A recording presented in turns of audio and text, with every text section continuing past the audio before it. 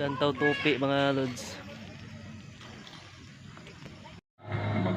Yan mga lods, nandito po tayo ngayon sa Lantaw Tupi mga lods. Yan, tingnan natin kung gaano kaganda yung ano nila, view dito sa Lantaw Tupi.